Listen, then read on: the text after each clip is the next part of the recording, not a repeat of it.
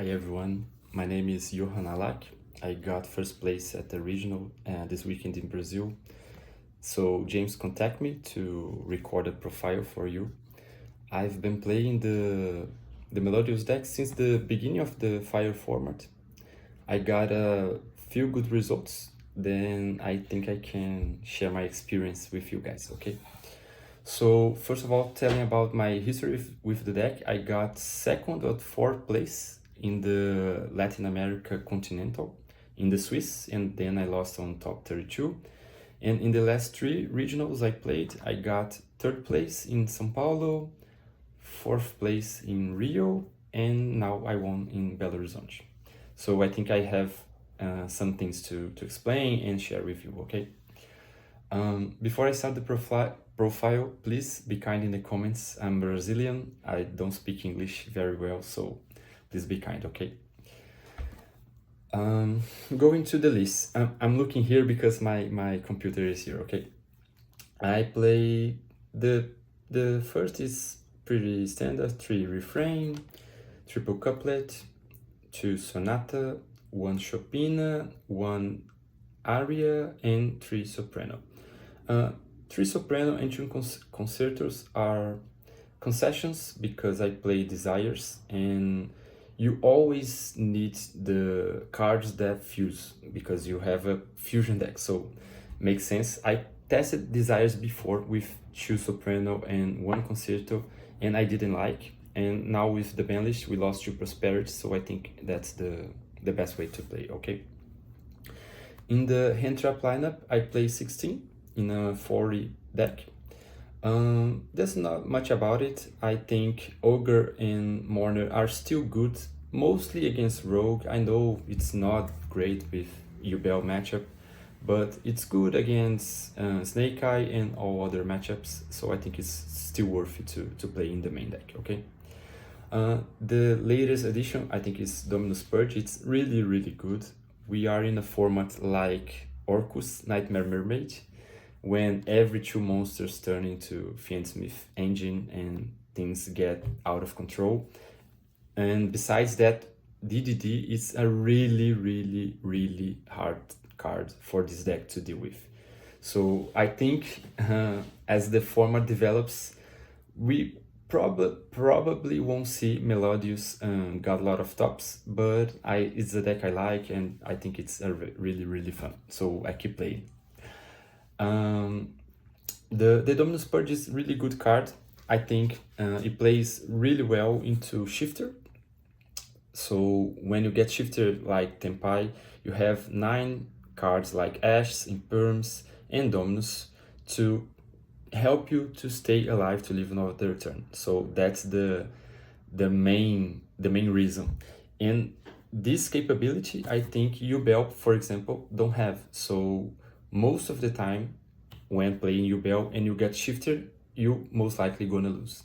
And with this deck I think there's a lot of ways to survive, and it gets better after deciding without playing cross out with Shifters or something bad like that, okay? So going to the side, I play 2 orange in the side. I never liked orange, to be fair. I think it's a -1 because to activate you have to pitch a card. First, not always you're gonna have a light to discard, and second, most of the time you have a better negate without pitching. So your opponent activates Antara de Louros, you rather have an Ash. Of course, there's not much cards that can deal with that, but orange you have to discard a card, so it's a heavy cost. There's not much about like that, so I rather use when I'm going first to help to protect my place, and I can reoccur the card with Chopina, grabbing picking back to my hand. So going first I think is a good option. After siding to hard combo decks, you have to go with that. So most of the time I take out 2 prosperities, 2 desires, sorry, 1 concerto and 1 soprano to put all the hand traps I can. So I think that's still is the best way to approach the format. I don't think board breakers are viable, and I'll get to that later, okay? So it's good when you go first to help protect your place, and go second when you have to first stop your opponent. Then we see if we can win the game. So that's always the approach I make, and I think it's kind of worth it. I have rivalry, talents, and call by. It's a pack for going first. I usually take out some hand traps that is not good in that specific matchup to put those cards. I don't like talents too much in this deck because it's a card that you activate after something happened. So you activate something, you get negated, then you have talents. And now there's two scenarios. One, you're bricked, you have to draw. And most of the times, the cards you draw cannot unbrick you, because if you have a body, for example, your normal refrain, got Valor, you draw talents, ostinato, you can activate because you have a body. Or the second, you have extenders and you go for talents to show, to look at your opponent's hand and rip a card, and that scenario is less likely to happen, but in this case, you most likely gonna guarantee the win of the duel. So I, in fact, didn't like that much. So only goes when I go first. And Call by, I think, is a way more versatile card, okay? I think it's way better. If it's at 2, I would play 2 Call by instead of the triple tactic talents. The hand trap approach, I think I need an explanation here. In the previous format, when we have Snake Eyes as the best deck, I have a game plan going second against Snake Eyes that I put some board breakers, all these that are listed here, and lightning storms. And I always try to bluff battle phase. So I take out all my hand traps. I was keeping 2 ogres and only the imperms, take out all the rest and put a lot of board breakers. And I always, even if I don't have the evening, I try to go battle phase. My opponents don't know I don't have evening, so he goes up with the Mascarena, he triggers the Flamberge to put the SP, and if I go battle and activate it, he can flew away with SP and a monster and stay with something on the field. So this way I can bluff, and he puts SP, the Mascarena on the main monster zone. Now I can use something like Dark Ruler or the Lightning Storm, and Appaloosa wasn't a problem to this deck. There's a lot of ways to chain block your cards, your effects. You can crash the card easily, so I think it's the best approach. Now, when the Fiend's Mist got introduced, I think it's way harder because we have the Desiree, it's a guarantee negate, and in the other decks like Belo, you can play around with the Trap of the Unchained and some things like that. So, in my perspective, I don't recommend you to keep playing these board breakers, okay? So I probably cut out the Evenies, the Dark Rulers, and even the Cosmics to play probably some cards for going first. I don't know, the Parsing Stone can be a card and something like that. And we have to play more hand traps. That's the only way we can stop your opponents. I was thinking about putting the third Herald and maybe the green one that negates spell. That could be a thing. So I'm gonna try to test it and say if it's worth it.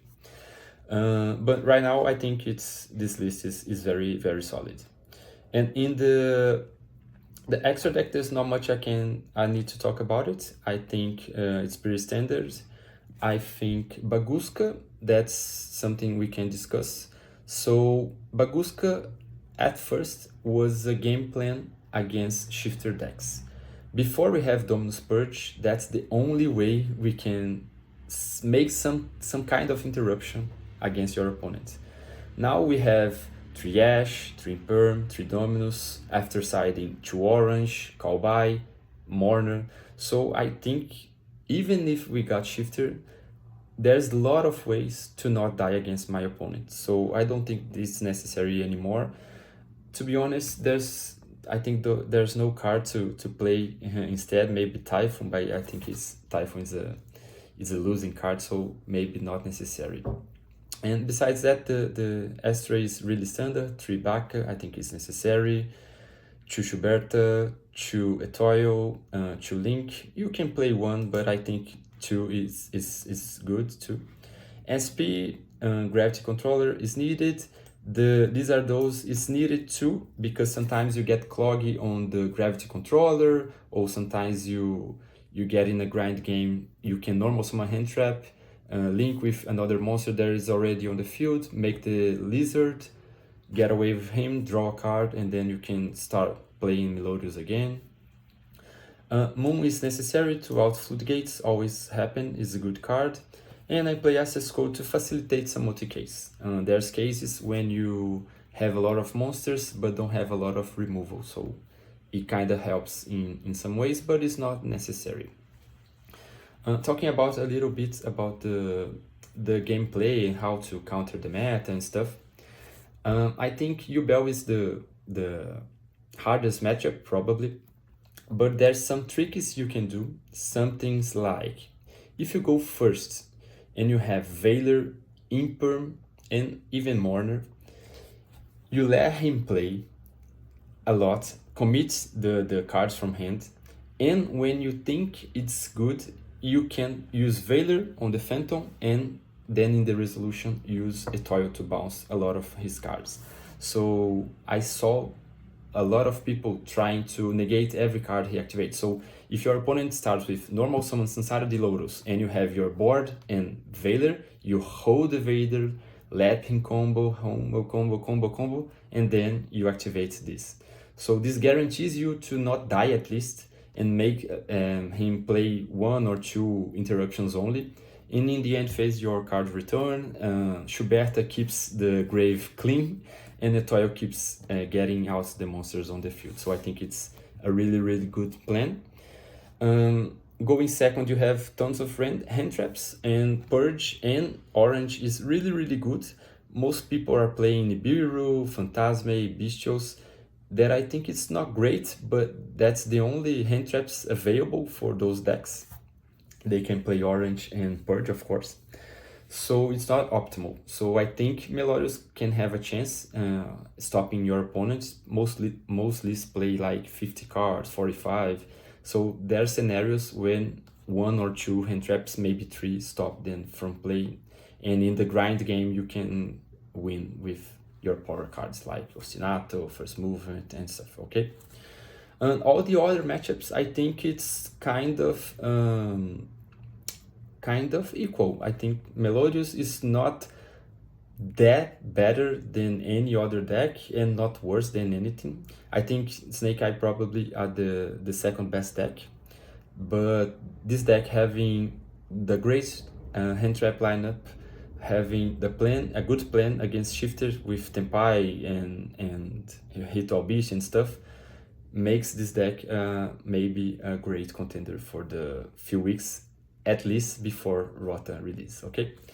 So I'm not that good in English, as I said in the beginning, so I hope my explanations can help one of you to understand a little bit of the deck. If you feel interested and want to contact me, you can call me on the Facebook or Instagram, and we can talk more about the deck, and I'll give you more explanations, okay? In the end, I'll ask for James to put a profile in Portuguese, which I